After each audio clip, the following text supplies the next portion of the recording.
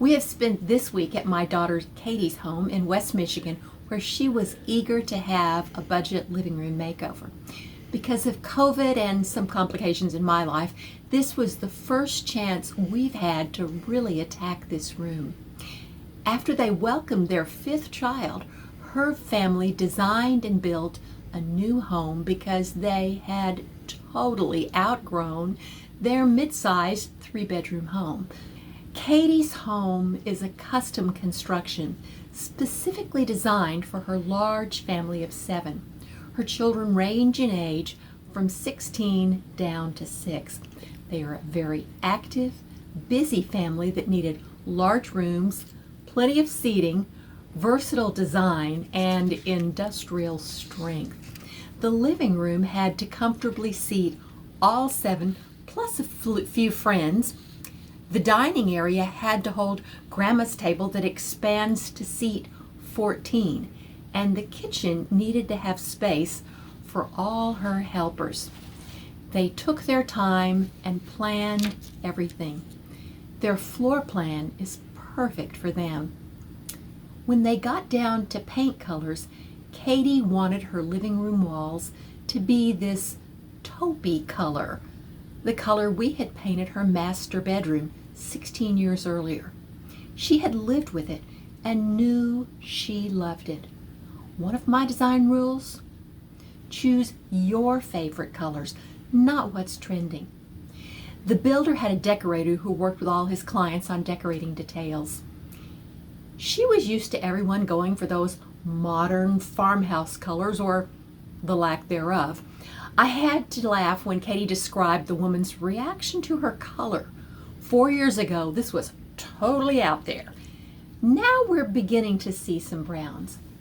Katie then bought 2 matching sofas from Pottery Barn and had them upholstered in a high-performance blue fabric, which has stood up exceptionally well to the hard use they've received since they moved in over 4 years ago. She also fell in love with a discontinued fabric she found online and bought all they had. Again, buy what you love, not what is trending. She and a friend turned them into simple drapes.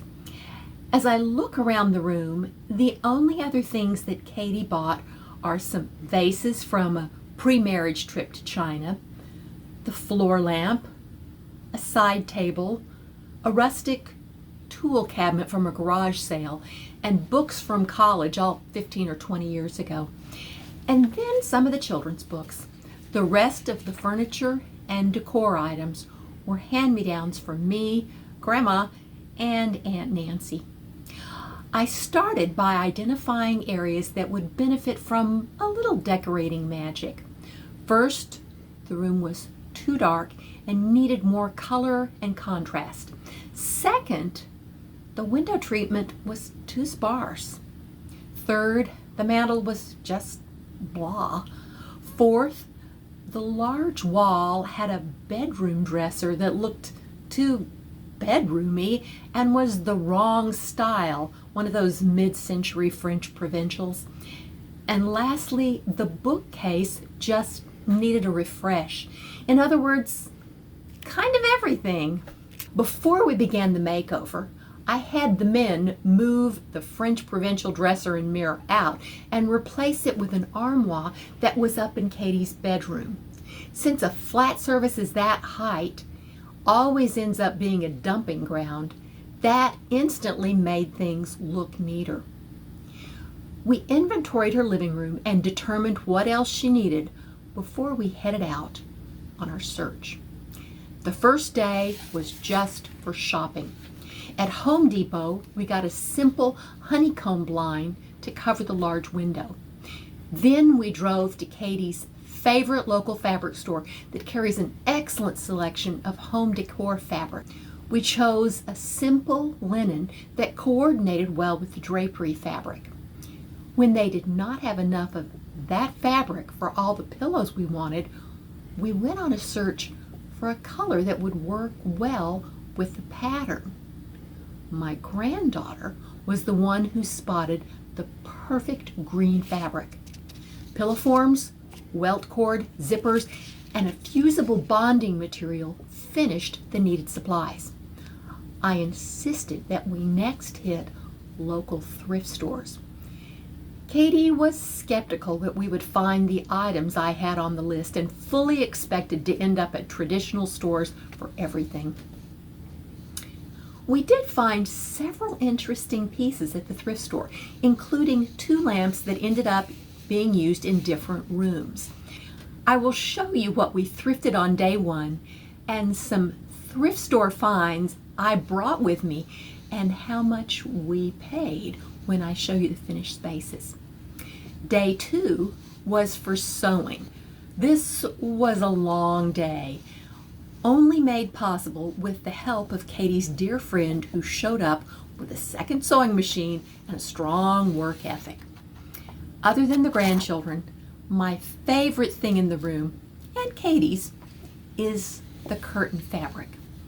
There's just one problem. There wasn't enough of it. Lack of fabric and lack of knowledge caused Katie to break a simple decorating rule. The width of the fabric needs to be at least twice the width of the window, preferably 2.5 times the width. For example, if a window is 4 feet wide, the curtain should be 8 to 10 feet wide. Since the curtains are used for light control and privacy, we decided to add a simple honeycomb blind to the middle window and just use the curtain panels on the 2 smaller side windows. By not pulling them over the entire expanse, we keep them looking fuller. We also wanted some pillows with the same fabric carried into the room. We then used a sneaky trick to create pillows and bring more color into the room. Since she had made the curtains by just equally dividing the fabric into 4 panels and finishing the edges, they had never been cut to the exact length.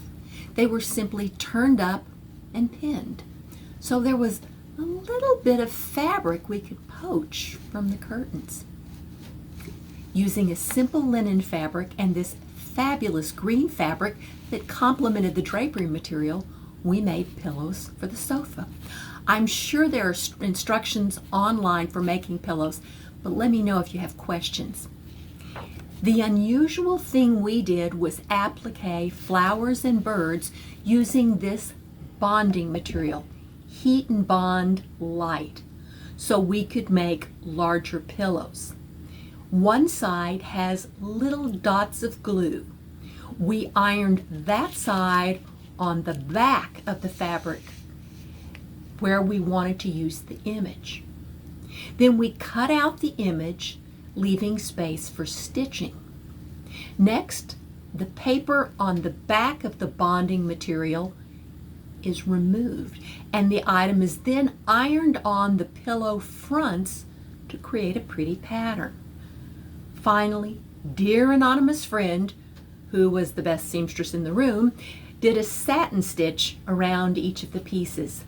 Katie sewed the contrasting welt cord, and dear friend and I constructed the pillows.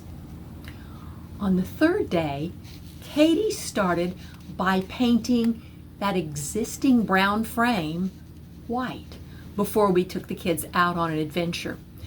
The frame just happened to be the perfect size to hold the hand-tinted lithograph I had found at a thrift store for $15.99. After a late lunch, we made a trip to Hobby Lobby for an orchid, one of my favorite decorating items.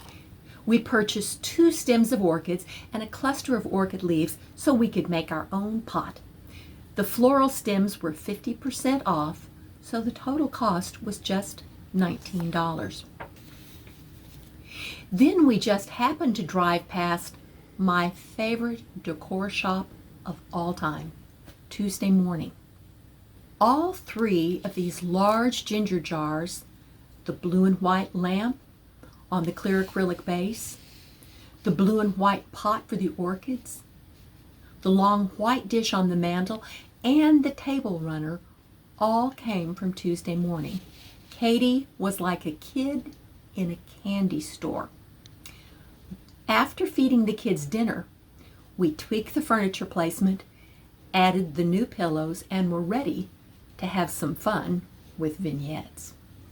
We started the mantle with the thrift store hand-colored lithograph, originally framed in one of those thin metal frames from the 1980s. We transferred the picture to the frame Katie had painted that morning. By using a vertical picture and a light frame, the picture stands out more than the old one. We added thrift store brass sconces, $3.99 each, with lighter candles. We kept the porcelain thrift store vase, $4.99.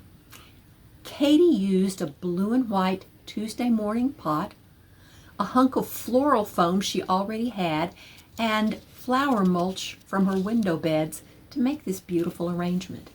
Exactly what I had imagined. The last touches were a long, low white dish from Tuesday morning and antiques books I bought at a used bookstore going out of business. I got a paper grocery bag full of books for $10. I gave Katie Bleak House by Charles Dickens and 5 books by Eugene Fields. The Granny Smith apples echo the green in the pillows. She can change out what's in the dish with the seasons. Now some bookshelf styling ideas. First, I like books. Some centered, some placed to one side or both sides, most placed vertically, and some placed flat, acting as bookends or supports for other items. We are readers in our family, so we like to have logical organization for our books. Within the basic categories of books, I arrange by size. Some general rules of thumb. Pull books forward toward the front of the shelf and keep the spines equidistant from the edge of the shelf. Include framed art and objects with meaning for you. For Katie, items where she and her husband and other family members have traveled. I found the 3 hand-painted Polish pottery frames at a thrift store for 99 cents each. Her husband lived in Poland for 2 years, so I buy Polish pottery whenever I see it at thrift stores. Pictures still need to be added. I did not plan on decorating this space. I was just going to have Katie watch for fun jars and collect them gradually. Then we went to Tuesday morning, and they had exactly what she wanted. She loved the colors in the yellow and blue jar. She loved the darker blue in the vase on the left. And the one with faces was irresistible, even though there was no lid. The Polish pottery bowl was a thrift store find for $4.99. We found the perfect stand for it for $1. Thrifted, of course. To the left of the armoire is a reverse applique made in Panama by the indigenous people called a mola. This is the second mola I found in thrift stores. I paid $24 for it. We ran out of time, but Katie will glue some of our green fabric over the existing damaged matting, helping it to coordinate better with the room. If you need a coffee table, you can probably find one similar to this on the curb. We're going to style it just for you, but no, it will continue to be used for games, craft projects, and video game seating. Rather than replace it with something the kids will damage, it will continue to serve valiantly. The coffee table books, 2 from the thrift store for $1 each, will stay under the side table, and the other objects can go in the cabinet. What I usually see on the table is video game control things. Again, I do not have a before picture of the dining table because I did not expect to do anything there. But Katie was so excited about her new table runner from Tuesday morning and how pretty the family room was looking that she removed the vinyl tablecloth and made it look pretty. She has dreams of it staying this way, but I suspect it will only last slightly longer than the coffee table decor. She was my spiller, so she doesn't get much sympathy from me. Seriously, if she hadn't spilled something by dinner, we knew she would spill at dinner. And she was pretty old before it got there. If you're wondering where the TV is, Katie has a very unique setup. Their TV resides in a closet. This stand allows them to roll the TV into the living room, dining area, or music/study.